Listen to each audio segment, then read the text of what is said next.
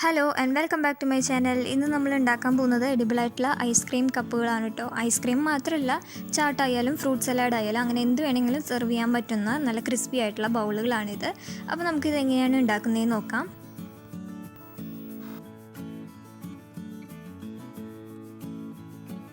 അപ്പോൾ നമ്മളിന്ന് ഇതിൻ്റെ ബാറ്റർ റെഡിയാക്കി എടുക്കാൻ പോകുന്നത് മൈദ കൊണ്ടാണ്. അപ്പോൾ ഞാനിവിടെ ഒരു 3/4 കപ്പോളം മൈദ എടുത്തിട്ടുണ്ട്. അപ്പോൾ നിങ്ങളിത് കലക്കുന്ന പാത്രം എടുക്കുമ്പോൾ ശ്രദ്ധിക്കണം, ഇതുപോലെ കുഴിയുള്ള ചെറിയ പാത്രം നോക്കിയിട്ട് എടുക്കണം കേട്ടോ. അതായിരിക്കും കൂടുതൽ സൗകര്യമായിട്ടുണ്ടാവുക. ഇതിലേക്ക് ഞാൻ ഒരു നുള്ളോളം ബേക്കിംഗ് പൗഡർ ചേർക്കുന്നുണ്ട്. അതുപോലെ ഇതിലേക്ക് 1 ടീസ്പൂൺ പൊടിച്ച പഞ്ചസാരയും കൂടി ചേർത്ത് കൊടുക്കാം. പഞ്ചസാര ഒരുപാട് ചേർത്ത് കഴിഞ്ഞാൽ ഇത് വളരെ ബ്രൗൺ കളറായി പോകട്ടോ. അപ്പോൾ അത്ര അധികം ചേർക്കണ്ട. പിന്നെ ഞാൻ ഇതിലേക്ക് ആവശ്യത്തിന് കുറച്ച് ഉപ്പും കൂടി ചേർത്ത് കൊടുക്കുന്നുണ്ട്. ഇത് നന്നായിട്ടൊന്ന് മിക്സ് ചെയ്തെടുക്കാം. ഇതിലേക്ക് ആവശ്യത്തിന് വെള്ളം ഒഴിച്ചിട്ട് ഇത് നല്ലപോലെ ഒന്ന് മിക്സ് ചെയ്ത് കലക്കിയെടുക്കണം കേട്ടോ. ഒരുപാട് വെള്ളം ചേർത്ത് ലൂസാക്കി എടുക്കൊന്നും വേണ്ട. നമ്മൾ സാധാരണ പാൻ കേക്കിൻ്റെ ഒക്കെ ബാറ്റർ റെഡിയാക്കുന്ന ആ ഒരു പാകത്തിന് ഇത് കലക്കിയെടുത്താൽ മതിയാവും. അതുപോലെ നമ്മൾ ഈ ഉണ്ടാക്കുന്ന ഈ ബൗളുകൾ നല്ല ക്രിസ്പി ആയിട്ട് വരാനായിട്ട് ഞാൻ ഇതിലേക്ക് 1 ടേബിൾ സ്പൂണോളം വറുത്ത അരിപ്പൊടിയും കൂടി ചേർക്കുന്നുണ്ട്. അപ്പോൾ ഇതും കൂടി ചേർത്തിട്ട് നമുക്ക് പാകത്തിന് വെള്ളം ഒഴിച്ചിട്ട് നന്നായിട്ട് ഇതൊന്ന് കലക്കിയെടുക്കാം. അപ്പോൾ ഞാൻ ബാറ്റർ നല്ലപോലെ മിക്സ് ചെയ്തെടുത്തിട്ടുണ്ട്. ഇത് ഒരുപാട് ലൂസും അല്ല, അത്രയ്ക്ക് തിക്കും ആയിട്ടുള്ള ബാറ്ററും അല്ല. ഈ ഒരു പരുവത്തിലാണ് ഞാനിത് കലക്കിയെടുത്തിട്ടുള്ളത്. അപ്പോൾ നമുക്കിനി ഇതൊന്ന് ഫ്രൈ ചെയ്തെടുക്കാനുള്ള എണ്ണയൊന്ന് ചൂടാക്കാം. അപ്പോൾ ഞാനിന്ന് ഇതുപോലത്തെ കയ്യിൽ വെച്ചിട്ടാണ് ബൗളുകളൊക്കെ ഫ്രൈ ചെയ്തെടുക്കാൻ പോകുന്നത് കേട്ടോ. അപ്പോൾ നിങ്ങൾക്ക് വേണമെന്നുണ്ടെങ്കിൽ ഇതിനേക്കാളും കുറച്ചും കൂടി വലിപ്പമുള്ള കയ്യിൽ നോക്കിയിട്ട് എടുക്കാം. അതുപോലെ നിങ്ങൾ എടുക്കുമ്പോൾ ഇതുപോലെ കുഴിയുള്ള കയ്യിൽ നോക്കിയിട്ട് എടുക്കണം. അതുപോലെ ഞാൻ ഇത് ഫ്രൈ ചെയ്യാനായിട്ട് ഒരുപാട് എണ്ണയൊന്നും യൂസ് ചെയ്തിട്ടില്ല. ഞാൻ കുറച്ച് എണ്ണ മാത്രമേ ഉപയോഗിച്ചിട്ടുള്ളൂ. നമുക്കിത് കയ്യിൽ ഇതിനകത്ത് വെച്ചിട്ട് തന്നെ അങ്ങോട്ടും ഇങ്ങോട്ടും ഒന്ന് തിരിച്ചു കൊടുക്കുകയാണെന്നുണ്ടെങ്കിൽ എല്ലാ സൈഡും നല്ലപോലെ ഫ്രൈ ചെയ്ത് കിട്ടും. അതുകൊണ്ട് ഞാൻ ഒരുപാട് എണ്ണ കോരി ഒഴിച്ചിട്ടില്ല.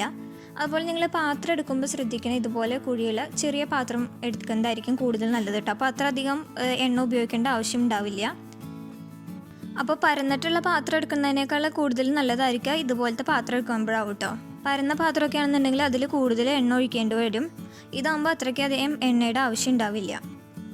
അപ്പോൾ നമ്മൾ ആദ്യം ചെയ്യേണ്ടത് ഈ എണ്ണ ചൂടാവുന്നതിൻ്റെ ഒപ്പം തന്നെ നമ്മളിത് ഫ്രൈ ചെയ്യാനായിട്ട് ഉപയോഗിക്കുന്ന ഈ കയ്യിലും കൂടി ഈ എണ്ണയിൽ ഒന്ന് മുക്കി വെക്കണം. ഈ കയ്യിലും കൂടി ഈ എണ്ണയിൽ നല്ലപോലെ ചൂടായിട്ട് എടുക്കണം. എന്നാലും നമുക്ക് ഈ മാവിലേക്ക് മുക്കുമ്പോൾ ഇത് കറക്റ്റായിട്ട് അതിൽ പിടിച്ച് കിട്ടുള്ളൂ. നമ്മൾ സാധാരണ അച്ചപ്പൊക്കെ ഉണ്ടാക്കുമ്പോൾ നമ്മൾ അച്ചപ്പത്തിൻ്റെ അച്ച് എണ്ണയിൽ ചൂടാക്കാനായിട്ട് വെക്കില്ല. അതുപോലെ തന്നെയാണ് ഇതും ചെയ്യേണ്ടത്. അപ്പോൾ ഇതുപോലെ നമ്മൾ ഈ കയ്യിൽ ഒരു 2 മിനിറ്റോളം ഈ എണ്ണയിൽ വെച്ച് ചൂടാക്കി എടുത്തതിന് ശേഷം നമ്മൾ റെഡിയാക്കി വെച്ചിരിക്കുന്ന മൈദയുടെ ബാറ്ററിലൊന്ന് മുക്കിയെടുക്കാം. അപ്പോൾ നിങ്ങളിത് മുക്കുമ്പോൾ ഈ കയ്യിലിൻ്റെ ഉള്ളിലേക്ക് കടക്കാത്ത രീതിയിൽ മുക്കിയെടുക്കണം. ഇതും നമ്മൾ ആദ്യത്തെ റൗണ്ട് മുക്കി കഴിഞ്ഞാൽ ഒരു 2 സെക്കൻഡ് നേരത്തേക്ക് അത് അങ്ങനെ തന്നെ വെക്കണം. എന്നാലേ ആ മാവ് ഇതുമ്മയ്ക്ക് നല്ലപോലെ കോട്ടായി കിട്ടുള്ളൂ. അതുപോലെ ഒരു 2-3 തവണ ഇതുപോലെ മുക്കി കഴിഞ്ഞാൽ ഒരു തിക്കായിട്ടുള്ള ഒരു ലെയർ കിട്ടും. അതിനുശേഷം നമുക്കിതിൽ എണ്ണയിലേക്ക് എടുത്ത് വയ്ക്കാം. എണ്ണ നല്ലപോലെ ചൂടായതിന് ശേഷം നമ്മൾ ഈ കയ്യിൽ ഇതിലേക്ക് വെച്ച് കൊടുക്കാൻ പാടുള്ളൂ കേട്ടോ. അതല്ലാന്നുണ്ടെങ്കിൽ അത് കറക്റ്റായിട്ട് അതിൽ നിന്ന് വിട്ട് കിട്ടില്ല. അതുകൊണ്ട് എണ്ണ നല്ലപോലെ ചൂടായതിന് ശേഷം നമ്മളിത് എണ്ണയിലേക്ക് വെച്ച് കൊടുക്കുക. അതിനുശേഷം തീ ഒന്ന് കുറച്ച് വെച്ചിട്ട് വേണം ഇത് ഫ്രൈ ചെയ്യാനായിട്ട്. നമ്മളിതിൽ പൊടിച്ച പഞ്ചസാര ചേർത്തിട്ടുള്ളത് കൊണ്ട് തന്നെ ഇത് ചൂടായ എണ്ണയിലേക്ക് ഇടുമ്പോഴേക്കും പെട്ടെന്ന് ഇതിൻ്റെ കളർ മാറി വരും. അതുകൊണ്ട് തീ കുറച്ച് വെച്ചിട്ട് വേണം ഇത് ഫ്രൈ ചെയ്യാനായിട്ട്.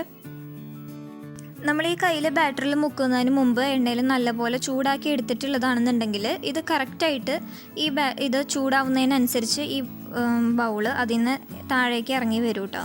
അതല്ലാന്നുണ്ടെങ്കിൽ ഇതിൻ്റെ ഈ സൈഡ് ഭാഗം കയ്യിലും ഒട്ടി പിടിച്ചിരിക്കുന്നുണ്ടാവും. അങ്ങനെയാണെന്നുണ്ടെങ്കിൽ ചെറിയൊരു ഫോർക്കോ അല്ലെങ്കിൽ സ്പൂണോ വെച്ചിട്ടൊന്ന് തൊട്ട് കൊടുത്താൽ മതി. അപ്പോൾ അത് തന്നെ ഇറങ്ങി വരും കേട്ടോ. ഞാനിത് ഫ്രൈ ചെയ്യാനായിട്ട് ഒരുപാട് എണ്ണയൊന്നും യൂസ് ചെയ്തിട്ടില്ല. അത് കാരണം കൊണ്ട് തന്നെ നമ്മളിത് എണ്ണയിൽ മുക്കിയതിന് ശേഷം ഈ കയ്യിലൊന്ന് അങ്ങോട്ടും ഇങ്ങോട്ടൊക്കെ ഒന്ന് അനക്കി കൊടുക്കുക. എല്ലാ സൈഡും നല്ലപോലെ ഫ്രൈ ചെയ്യുന്ന രീതിയിൽ ഒന്നും മാറ്റി കൊടുക്കണം. നിങ്ങളിത് മുങ്ങാൻ പാകത്തിന് എണ്ണ ഒഴിച്ചു കൊടുത്തിട്ടുണ്ടെന്ന് വെച്ചാൽ പിന്നെ ഇങ്ങനെ ചെയ്യേണ്ട ആവശ്യമില്ല. കറക്റ്റായിട്ട് അതിൽ മുങ്ങിയിരിക്കുകയാണെന്നുണ്ടെങ്കിൽ എല്ലാ ഭാഗവും കറക്റ്റായിട്ട് ഫ്രൈ ചെയ്ത് കിട്ടും കേട്ടോ. ഈ മാവ് ഈ കയ്യിൽ നിന്ന് വിട്ട് പോയി കഴിഞ്ഞാൽ ഇതിൻ്റെ ഉള്ളിലേക്കും കൂടി കുറച്ച് എണ്ണ കോരി ഒഴിക്കണം കേട്ടോ. അതാകുമ്പോൾ ഇതിൻ്റെ ഉള്ളു ഭാഗം കൂടി നന്നായിട്ട് ഫ്രൈ ചെയ്ത് കിട്ടും. ഈ കപ്പ നമുക്ക് മറിച്ചിടാൻ പറ്റില്ല. മറിച്ചിട്ട് കഴിഞ്ഞാലും അതിൻ്റെ ഉള്ളിൽ കറക്റ്റായിട്ട് ഫ്രൈ ആവില്ലല്ലോ. അതുകൊണ്ടാണ് ഞാൻ ഇതുപോലെ ഉള്ളിലേക്ക് എണ്ണ കോരി ഒഴിക്കുന്നത്. ഒരുപാട് നേരം നമ്മളിത് എണ്ണയിൽ തന്നെ ഇട്ട് കിടക്കുകയാണെന്നുണ്ടെങ്കിൽ ഇത് പെട്ടെന്ന് തന്നെ ഇത് കളർ മാറി ഇത് ഭയങ്കര ബ്രൗൺ കളറാവും. അപ്പോൾ അത്ര അധികം ഒന്നും ആക്കി എടുക്കണ്ട. ഇതിങ്ങനെ കയ്യിൽ നിന്ന് വിട്ട് പോയി കഴിഞ്ഞാൽ ഉടനെ തന്നെ നമുക്കിത് എണ്ണയിൽ നിന്ന് എടുക്കാം. നമ്മളിത് എണ്ണയിൽ നിന്ന് എടുക്കുന്ന സമയത്ത് ഇതുപോലെ തിരിച്ചിട്ടിട്ട് വേണം എടുക്കാനായിട്ട്. ഉള്ളിലുള്ള എണ്ണയൊക്കെ പോകാൻ വേണ്ടിയിട്ടാണ് നമ്മളിത് ഇങ്ങനെ എടുക്കുന്നത്. അപ്പോൾ നമ്മൾ ആദ്യത്തെ ബൗള് വറുത്തെടുക്കുന്ന സമയത്ത് തന്നെ രണ്ടാമത്തേത് ഉണ്ടാക്കാൻ വേണ്ടിയിട്ട് ഈ കയ്യിലൊന്നും കൂടി എണ്ണയിൽ മുക്കി വയ്ക്കാം. അപ്പോൾ നമ്മളിത് എടുത്ത് മാറ്റുന്ന നേരം കൊണ്ട് ആ കയ്യിലൊന്ന് ചൂടായി കിട്ടും. അതുപോലെ ഈ മാവ് വിട്ട് വന്നതിന് ശേഷം ഇതുപോലെ കയ്യിൽ എന്തെങ്കിലും പറ്റി പിടിച്ചിരിക്കുന്നുണ്ടെങ്കിൽ അത് ക്ലീൻ ചെയ്തിട്ട് വേണം നമ്മൾ അടുത്ത ബാറ്ററിൽ മുക്കാനായിട്ട്. അതല്ലെങ്കിൽ അടുത്തതും ഇതുപോലെ ഇതുമ്പോൾ തന്നെ പറ്റി പിടിച്ചിരിക്കും. നമ്മൾ ആദ്യത്തെ തവണ കയ്യിൽ ബാറ്ററി മുക്കുന്ന സമയത്ത് അത് കറക്റ്റായിട്ട് ചൂടായിട്ടുണ്ടാവില്ല. അതുകൊണ്ടായിരിക്കും ഈ ബാറ്ററി ഇതുമ്പോൾ പറ്റി പിടിച്ചിട്ടുണ്ടാവുക കേട്ടോ. അപ്പോൾ ആദ്യത്തെ 1-2 ഉണ്ടാക്കുമ്പോഴേ അത് അങ്ങനെ ഉണ്ടാവുള്ളൂ. പിന്നെ ഉണ്ടാക്കുന്നതൊക്കെ കറക്റ്റായിട്ട് ബൗൾ തന്നെ ഇറങ്ങി വരും കേട്ടോ. അപ്പോൾ ഇതുപോലെ തന്നെ നമുക്ക് ബാക്കിയുള്ള ബൗളുകളും കൂടി ഒന്ന് ഫ്രൈ ചെയ്തെടുക്കാം. ഈ കയ്യിൽ നല്ലപോലെ ചൂടായതിന് ശേഷം നമ്മൾ ബാറ്ററിൽ മുക്കാൻ പാടുള്ളൂ കേട്ടോ. അതല്ലാന്നുണ്ടെങ്കിൽ ബാറ്റർ ഈ കയ്യിലുമ്മ പിടിച്ച് കിട്ടില്ല. അതുപോലെ നമ്മൾ ബാറ്ററിൽ മുക്കി ഉടനെ തന്നെ നമ്മൾ പൊക്കി എടുക്കാൻ പാടില്ല. അങ്ങനെയാണെങ്കിൽ ഈ ബാറ്റർ അതിൽ നിന്ന് ഒലിച്ച് വീഴും. ഒരു 2 സെക്കൻഡ് നേരത്തേക്ക് ഈ ബാറ്ററിൽ മുക്കി വെച്ചിട്ട് വേണം അത് എടുക്കാനായിട്ട്. ഒരു 2-3 റൗണ്ട് ഇതുപോലെ ചെയ്യുകയാണെന്നുണ്ടെങ്കിൽ നല്ലൊരു തിക്കായിട്ടുള്ള ലെയറായിട്ട് കിട്ടും കേട്ടോ. നമ്മളിതിൽ വറുത്ത അരിപ്പൊടി ചേർത്തിട്ടുള്ളത് കൊണ്ട് തന്നെ ഈ കപ്പൊക്കെ ഫ്രൈ ചെയ്ത് കിട്ടുമ്പോൾ നല്ല ക്രിസ്പി ആയിട്ട് കിട്ടും കേട്ടോ. ഇതിപ്പോൾ കറക്റ്റായിട്ട് ഈ കയ്യിൽ നിന്ന് വിട്ട് പോന്നിട്ടുണ്ട്. അപ്പോൾ നമ്മൾ നേരത്തെ ചെയ്ത പോലെ തന്നെ ഇതിൻ്റെ ഉള്ളിലേക്കും കൂടി ഓയിൽ കോരി ഒഴിച്ചു കൊടുക്കാം. അങ്ങനെ ഞാൻ ആ ബാറ്റർ കൊണ്ട് ഇതുപോലെ കുറച്ച് കപ്പുകളൊക്കെ ഫ്രൈ ചെയ്തെടുത്തിട്ടുണ്ട്. ഞാനിപ്പോൾ ഇന്ന് ഇതിൽ ഫില്ലിംഗ് ആയിട്ട് വെച്ച് കൊടുക്കാൻ പോകുന്നത് ഐസ്ക്രീമാണ്. നിങ്ങൾക്കിപ്പോൾ ഐസ്ക്രീമിന് പകരം ചാട്ട് സെർവ് ചെയ്യാം, അതുപോലെ ഫ്രൂട്ട് സലാഡ് സെർവ് ചെയ്യാം. അങ്ങനെ എന്ത് വേണമെങ്കിലും ഫില്ലിംഗ് ആയിട്ട് വെച്ച് കൊടുക്കാം കേട്ടോ. ഐസ്ക്രീമാണ് എനിക്ക് കൂടുതൽ ഇഷ്ടമായത്. ഐസ്ക്രീം ആകുമ്പോൾ അതിൻ്റെ ഒരു തണവും അതിൻ്റെ മധുരവും ഈ കപ്പിൻ്റെ ഒരു ക്രിസ്പിനെസ്സും കൂടി ആകുമ്പോൾ നല്ല ടേസ്റ്റ് ആയിരിക്കും അത് കഴിക്കാനായിട്ട്. അപ്പോൾ നിങ്ങൾക്കും ഇതുപോലെ ഇഷ്ടമുള്ള ഫ്ലേവറിലുള്ള ഐസ്ക്രീം വെച്ചിട്ട് ഉണ്ടാക്കി നോക്കാവുന്നതാണ്. വീഡിയോ ഇഷ്ടപ്പെട്ടെങ്കിൽ എല്ലാവരും ലൈക്ക് ചെയ്യുക, ഫ്രണ്ട്സിനും റിലേറ്റീവ്സിനും എല്ലാവരും ഷെയർ ചെയ്യണം കേട്ടോ. കൂടുതൽ വീഡിയോസ് കാണാനായി എൻ്റെ ചാനൽ മറക്കാതെ സബ്സ്ക്രൈബ് ചെയ്യുക. Thanks for watching.